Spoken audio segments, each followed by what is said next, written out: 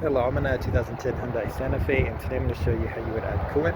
So first you open the hood, and then we'll go to the passenger side, and you should see right here, coolant reservoir. And then up here, if you have to, this also leads to your coolant on top of your radiator. But this is the main area you would add to. Make sure your vehicle's turned off and cool. You don't want to do any of this work while the vehicle's hot, since this liquid can get to a boil and it's under pressure, so you don't want poison to shoot out on you. But here's your full line and your minimum line.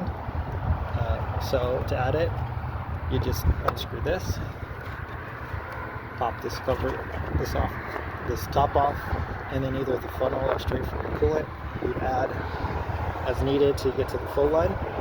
And you do want some air gap so don't fill it all the way. And double check too that the coolant you've got is the same color as what's in here, and ideally the same brand of coolant you've been using. It's best not to mix and match if you can help it. When you're done, screw this back on nice and tight.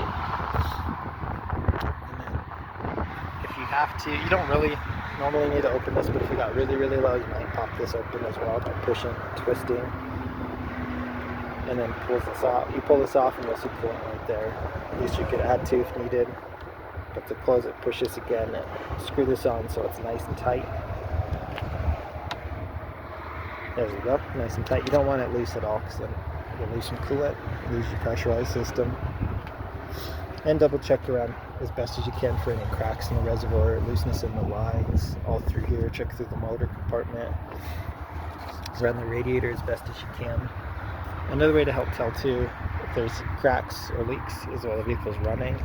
You might see coolant start to form around the engine compartment or under the vehicle.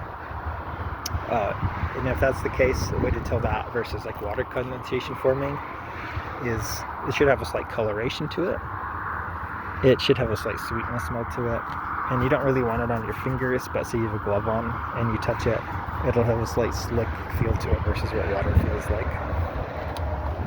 That said, I hope this was helpful. Hope you have a wonderful day.